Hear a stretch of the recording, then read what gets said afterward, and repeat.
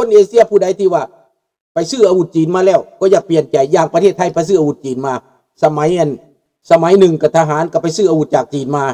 ซื้อเรือดำน้ำก็ได้ตั้งแต่เรือบ่ได้รถบ่ได้เรือดำน้ำคันซื้อเรือดำน้ำอเมริกาซื้อเรือดำน้ำอเมริกาอังกฤษอันโอ้ยมันใส่ได้แต่โดนแล้วเห็นบอกกระทึกหลอกทึกต้มไปซื้ออาวุธมาซื้ออาวุธของจีนมาเบิ่งคักๆแล้วอาวุธจีนก็เห็นยังบ่ได้รัสเซียซื้อไปเกาหลีเหนือซื้อไปสู้กับยูเครนก็ยังบ่ไหวแล้วเขาก็เห็นกันหมดแล้วพี่น้องดังนั้นประเทศไทยก็จำเป็นต้องซื้อเครื่องบินจากยุโรปหรือเครื่องบินจากอเมริกาคันสิว่า F16 นี่เหนืออยู่แล้วประเทศไทยนะประเทศไทยทีม F16 บ่ได้ดอกเสื้อนี่F16 นี่ถึงจะเป็นอะไรเก่าปานใดก็ยังเก่งอยู่ประเทศไทยอยู่รอดมาได้ก็มี F16 นั่นแหละประเทศแถวนั้นย่านประเทศไทยน่ะเขมรย่านไทยก็ย้อน F16 นั่นแหละจื้อเอาไว้ย้อนอาวุธอเมริกานั่นแหละบาดนี้พี่น้องเรื่องนี้เรื่องการกีฬานี้เวลาถ่ายทอดสดออกมาน่ะมันจะเห็นคนอเมริกามันจะเห็นสนามกีฬามันจะเห็นสินค้ามันจะเห็นความยิ่งใหญ่เวลาเปิดเอาเนื้อวันที่11แต่นี่ยังจากมือ5 วันนะจะได้เห็นกันนะใครที่ไม่ได้เห็นน่ะอย่าเป็นคนตามืดตามัวอย่าเป็นคนตาบอดอย่าเป็นคนหูหนวกเด้อพี่น้องเปิดหูเปิดตาเปิดใจศึกษาให้ดีแคนาดานี่ก็ยิ่งใหญ่พอควร2 สนามโทรอนโตกับวันคูเวอร์แม่นบอกยิ่งใหญ่แคนาดานี่ก็ได้อย่างอลังการ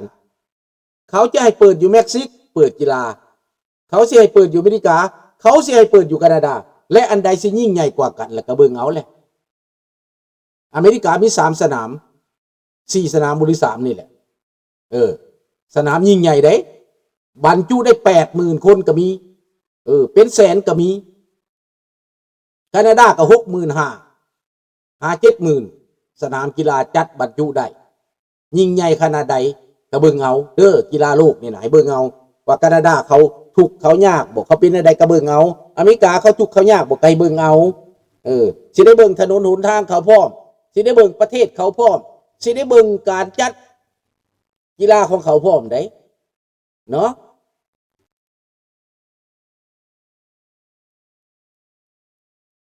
ดังนั้นพวกที่ว่าไปน้ำจีนนั้นอยากเป็นเผด็จการฮะจะเพื่อรักษาอำนาจตัวเองซื่อๆดอกบ่มีหยังเพื่อจะได้อำนาจเพื่อจะได้การสนับสนุนด้านการเมืองจากจีนซื่อๆดอกสำหรับประเทศไทยแล้วก็ล้มลุกคลุกคลานนั่นแหละแทนที่ประเทศที่จะเจริญจะก้าวหน้าไปเขาก็เตะขาไว้เขาดึงไว้เขาจองไว้ให้อยู่ระหว่างเหี้ยกับแลนจะเป็นเหี้ยก็ไม่ใช่จะเป็นแลนก็ไม่ใช่นั่นแหละจะเป็นหงส์ก็ไม่ได้จะเป็นลิงก็ไม่ว่าแหละแบบนั่นแหละพ่ายบอกว่าสื่อจีนไทยพูดไม่เหมือนกับลุงสุนทราพูดเลยนะเขายูเครนใกล้พินาศแล้วว่าซั่นเซเลนกี้คุกคานเข้าไปหาปูตินสื่อจีนและไทยมันพูดก็ไปเบิ่งเอาแหละเนาะพ่ายศรีกัลยาเราจะฟังการโฆษณาชวนเชื่อหรือจะฟังความจริงดังลุงพูดนั่นแหละก็ดูสิคนพันคนไปชมบังไฟดอกของยูเครนไปถล่มนั่นนะถ้าว่ายูเครนอยากเห็นแบบมันปูตินน่ะนะถล่มลงกองประชุมมันก็ได้เอาสงครามดิสงครามโดรนมันพลาดดิมันตกลงไปใส่ได้มันหล่นลงไปได้ถ้าเป็นลูกนี่ลูกเสียดมันหล่นใส่ได้ถ้ามันหล่นใส่หัวพวกไปประชุมมันได้อีนาแหลมมันสิเหนียวเหียสงสัยอีนาแหลมนี่เหนียวเหียเลยแหละนั่นเด้มันตบมือแปะให้บักโปรตีนได้เพิ่นนักข่าวน่ะขึ้นใจเด้ขึ้นใจโปรตีนได้เพิ่นอยากเป็นเมียน้อยบักโปรตีนอีนาแหลมนักข่าวประเภทนี้ข้าพเจ้าไม่ชอบนักข่าวเส้นสายนี่นะไม่ชอบนะบอกให้รู้แล้วก็แล้วกันดังนั้นพี่น้องประเทศไทยเป็นประเทศเสรีเป็นหยังสิอยากไปตู้อยู่ใต้เผด็จการคอมมิวนิสต์แหละพวกเจ้ามากสมบอกอยากให้ประเทศไทยเป็นคอมมิวนิสต์ก็ไปอยู่ในประเทศลาวแล้วก็ดีสิ เอออันคนคิดบ่เดียคิดบ่ได้นะคิดบ่ออกนะฉะนั้นก็ได้เป็นอพยพแบบลาวเนี่ยสิไปอยู่ไสละไผพวกเจ้าสิลอยข้ามน้ำทะเลว่ะพวกเจ้าถ้าเกิดคอมมิวนิสต์มาครองประเทศไทยจริงๆน่ะพวกเจ้าจะลอยทะเลไหมเนี่ยพวกเจ้าจะอพยพไปไหนจะอพยพไปอินโดนีเซียจะอพยพไปมาเลเซียไหมเขาจะรับต้อนไหมเนี่ยเขาจะมีศูนย์ให้เหมือนดังไทยให้มีศูนย์ให้คนลาวไหมเนี่ยแล้วต่างประเทศเขาจะมายอมรับอพยพเหมือนดังเขารับอพยพยูเครนไหมเนี่ยไม่มีนะรับรองไม่มีถ้าอพยพไทยถ้าเกิดเป็นคอมมิวนิสต์คนไทยนี้จะลำบากที่สุด10 เท่า20 เท่ากว่าคนลาวนะคนลาวยังโชคดีข้ามมายังมีประเทศไทยมีศูนย์อพยพรับต้อนมีในหลวงที่ให้พักพิงตั้งค่ายอพยพให้นี่ดูแลให้ความปลอดภัยให้ความมั่นคงและให้ได้มีโอกาสได้สัมผัสไปต่างประเทศแล้วถ้าคนไทยเป็นล่ะจะไปทางไหนอพยพไปเมืองจีนอพยพไปเวียดนามจะไปไหมถามพ่ายศรีกัลยาจะไปไหมเนี่ย จะไปไหมนั่นแหละถ้าไม่ไปก็คิดเอาสินะเอาละพี่น้องอันนี้ข้าพเจ้าให้ตัวอย่างเรื่องประชาธิปไตยกับเผด็จการและก็เรื่องคนไทยที่ยังไม่รู้จักลุงไปเบิ่งในสื่อมีเดียของไทยเวลาพวกจีนมันออกมาข่าวพวกนักวิชาการจีนข่าวโอ้ยเพิ่นหยังเพิ่นก็ส้มซื่นจีนส้มซื่นนั่นส้มซื่นบักโปรตีนส้มซื่นบักสีจิ้นผิงผู้ใดคนไทยน่ะแม่นบ่น้องธนพรน้องก็ตั้งคำถามเหมือนเดียวกันนะถ้าเกิดเหตุร้ายขึ้นถ้าเกิดเหตุร้ายขึ้นแล้วจะไปใส่เลยจะหนีไปตรงไหนอพยพไปตรงไหนล่ะถ้ามันเกิดภัยพิบัติคอมมิวนิสต์เข้าบ้านคอมมิวนิสต์ได้ชัยชนะคอมมิวนิสต์ล่มระบอบการปกครองที่เป็นประชาธิปไตยไปได้แล้วเขาไปเข้ากับจีนแล้วคนไทยจะอพยพไปไหนล่ะคันว่าระบอบคอมมิวนิสต์มันดีเกาหลีใต้เขาจะไปต่อสู้ทำไมคันว่าระบอบคอมมิวนิสต์จีนมันดีคนญี่ปุ่นเขาจะไปต่อสู้ทำไมถ้าระบอบคอมมิวนิสต์มันดีจีนมันดีฟิลิปปินส์เขาจะต่อสู้ทำไมขณะเวียดนามกับจีนมันเป็นคอมมิวนิสต์มาสายเดียวกันมันก็ยังต่อสู้กันรู้จักไหมล่ะคิดหน่อยคิดให้มันได้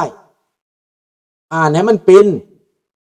ลุงนี่มาประสบการณ์ประเทศที่เขาเจริญก้าวหน้ามาจากประเทศไทยไม่ได้มีอะไรก็ไปดีน้องรัตวรมาจากประเทศไทยมีแต่ถุงอันเดียวกับเครื่องเอาเครื่องหยัดใส่แก๊สมามีผ้าดวงหนึ่งมีขกกับสากมีผ้าห่มโตมีผ้าห่มโต2 ผืนย่านมันหนาวบัดมาฮอดแล้วผ้าห่มบ่ได้อยู่แคนาดานี่นะผ้าห่มโตได้เอาไปถิ่มเลยใส่การบ่ได้ผ้าห่มโตพากันซื้อผ้าห่มโตมาจากเมืองไทยย่านบ่มีผ้าห่มตู้ความบ่เฮาบ่ฮู้จักแม่นบ่มีผู้ใดเคยเฮ็ดคือข้าพเจ้าบ่ซื้อผ้าห่มโตมาจากเมืองไทยมาฮอดแคนาดาผ้าห่มแคนาดาดีกว่าถิ่มเลยผมโตใส่บ่ได้เลยพากันเก็บเงินเก็บคำไปซื้อผมโตมาย่านบ่มีผมตู้ย่านบ่มีเสื้อกันหนาวบัดมาฮอดพี่ประตูเขาเอาเสื้อกันหนาวใหม่ให้เลยมิดจิลีเลยพี่น้องสงสัยไทยจะย้อนยุคสมัยพ่อปกครองลูกที่เป็นนั่นแหละจะยอดยุคไปแบบนั้นแหละดังนั้นคนไทยไม่ต้องหลงเชื่อนะไม่ต้องไปเชื่อเขาที่ลุงพูดในพูดความจริงพูดด้วยความรักพูดด้วยความเป็นมิตรพูดด้วยที่เป็นคนลาวคนไทยที่รู้บุญคุณประเทศไทยนะไม่ได้ย้อนอะไรไม่ได้เย่ออะไรพูดจริงนะให้คนไทยรู้จักเลยตรงประเด็นเป๊ะเลยแหละนะดังนั้นการโฆษณาชวนเชื่อของพวกสมุนของจีนในไทยนั้นไม่ต้องไปเชื่อเขาไม่ต้องเขาได้รับประโยชน์เขาได้เงินเขาได้รับเงินโฆษณาจากประเทศจีนให้ใส่ปากเป็นเสียงและให้เข้าคลื่นของเขาเท่านั้นแหละพวกนี้ก็รับเงินเขามานั่นแหละแต่ว่าขั้นที่ว่าแล้วขั้นมันตีใส่ประเทศอเมริกาเนี่ยเขาถือว่าเป็นนักสืบสอดแนมไหนเข เขาถือว่าเป็นโฆษณาส่วนเสือไหนดังนั้นพี่น้องคนไทยไม่ต้องไปเอาลัทธิคอมมิวนิสต์เผด็จการมานะมันถูกยากปากหมองคนเราได้ปุ๊บหนีจากประเทศคนเราได้เป็นอพยพกระย่นลัทธิคอมมิวนิสต์นั่นแหละเนาะบาดนี้เรื่องโลกบาดนี้เรื่องสงครามยูเครนก็ได้ว่าให้ไปฟังแล้วว่ารัสเซียเฮ็ดสงครามมานี่ใกล้สิเสียดอนบัสใกล้สิเสียโดเนตใกล้สิเสียลูฮันแล้วทหารยูเครนลุยเข้าไปแล้วเดี๋ยวนี้จับทหารรัสเซียได้บักลงหลายภัยมากจับทหารต่างประเทศจับคนลาวจับคนอาซีจับคนแอฟริกาจับไป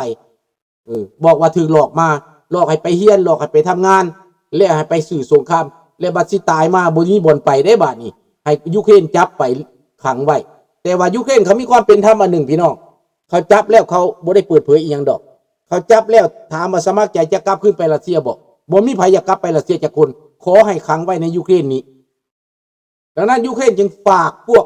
สภากาแดงนี้เขามาดูแลเบิ่งแยงอพยพบ่แม่นอพยพทหารที่ถูกจับไปนั่นผู้ใดบ่อยากสมัครกลับไปรัสเซียผู้ใดสมัครกลับไปมันก็เตะมาเข้าสนามรบคือเก่าดังนั้นขอให้ประเทศต่างๆที่ประเทศต้นทางคืออย่างศรีลังกาอินเดียหลายๆประเทศที่จับได้นั้นรัฐบาลของเขามาติดต่อเอาคืนไปได้เอาไปลงโทษอยู่ประเทศเจ้านะเห็นบ่ยูเครนเขามีมนุษยธรรมเด้อพี่น้องเด้อให้พี่น้องเข้าใจไว้ดีๆเรื่องนี้นะบาดนี้เรื่องสงครามกับอิหร่านฝ่ายศรีกัลยาบอกว่าถ้าประเทศไทยบ้านแตกแสลกขาดไทยไม่มีทางไปไหนได้เลยลุงมองหาทางที่จะไปไม่มีเลยครับใช่ครับก็ทะเลล่ะสิจะลงทะเลไหมล่ะมีเรือไหมล่ะเรือจะลอยอยู่ในทะเลได้กี่วันครับจะลอยอยู่ในทะเลได้กี่วันแล้วจะมีประเทศใดไปรับต้อนเอามาเป็นอพยพแหละนี่